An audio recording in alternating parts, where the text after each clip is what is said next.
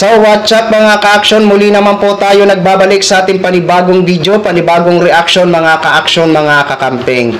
O eto ho mga ka-action, nako po, ibang usapan na ho ito kapag kabataan na ang kumilos. O ito po ang ating mga kabataan ay talagang desidido sila, no, na malaman ang katotohanan. Ito kasi si Chis Escudero, President, di ba?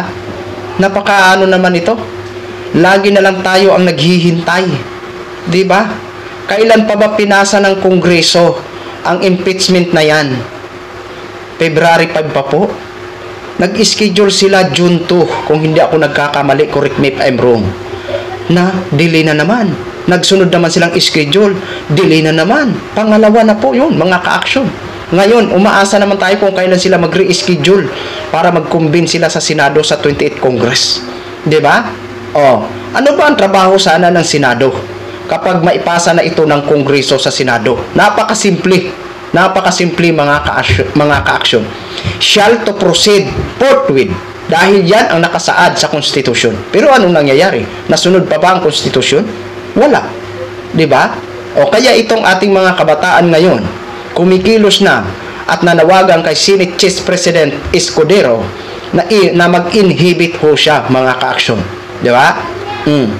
Ito na ang napapala mo ngayon, Senate Chis Escudero. Thank you very much. Di ba?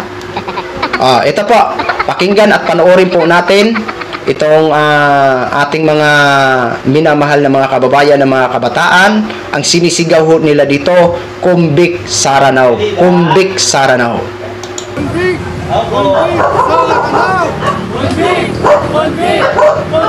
Saranaw! Kumbik! Kumbik! Kumbik Saranaw!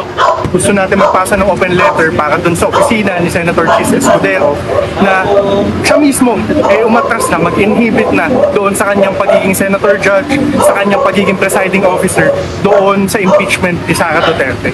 Supposedly, trabaho niya na siya mismo yung mag-initiate na maituloy itong impeachment proceeding. Ang problema, tama, trabaho ni Chis sana, no? Trabaho talaga ni Senate Chis President, no?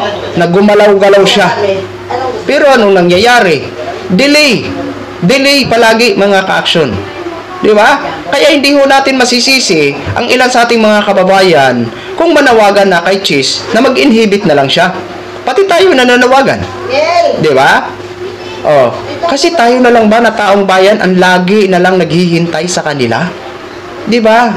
Sasabihin nila hindi pwedeng madaliin. Pero anong petsa na?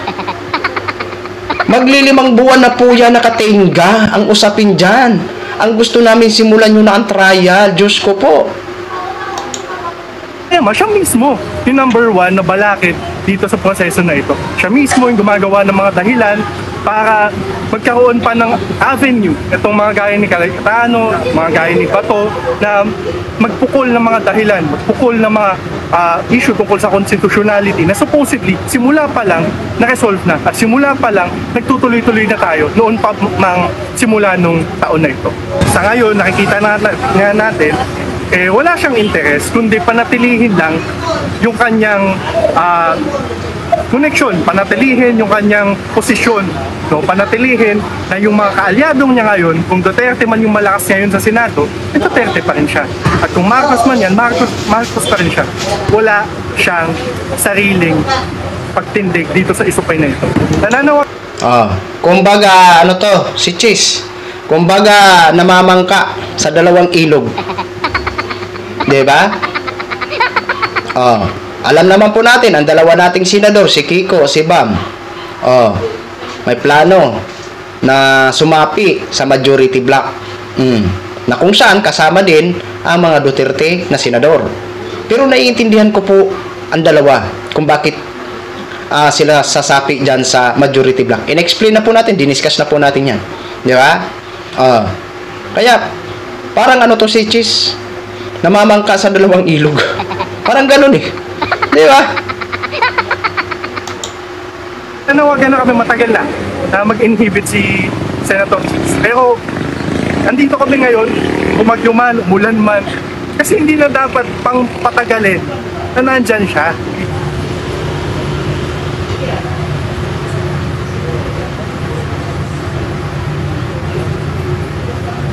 Ano ba yung pinapakita? Ayun. Ng DDS. Yun po mga ka-action, mga kakamping, no?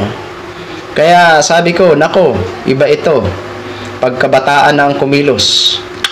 Marami-rami ito, mga kabataan na ito. Lalong-lalo na kung salihan ng mga university. Di ba? Sigurado to mga ka-action, magkakaroon naman ito ng pagtipon-tipon, lalo na pag magkumbina ang Senado sa ang paparating na 28th Congress. Di ba? Kaya, tuloy-tuloy lang po ang panawagan natin. Hindi po tayo titigil dahil ang hangad lang naman natin dito ang katotohanan. Wala po tayong ibang intensyon kung hindi ang katotohanan lang ang gusto natin malaman. Di ba? Kaya huwag tayo titigil dito sa usapin ng impeachment trial na kakaharapin ni Vice President Sara Duterte. Di ba? Dahil para po yan sa kapakanan ng taong bayan ang ating hangad. Di ba? So, yun lang po, mga ka-action, mga kakamping, no? Maraming salamat po sa ating mga viewers, Luzon, Visayas, at Mindanao, all over the world. Ako po, si The Action Man. Good evening, everyone.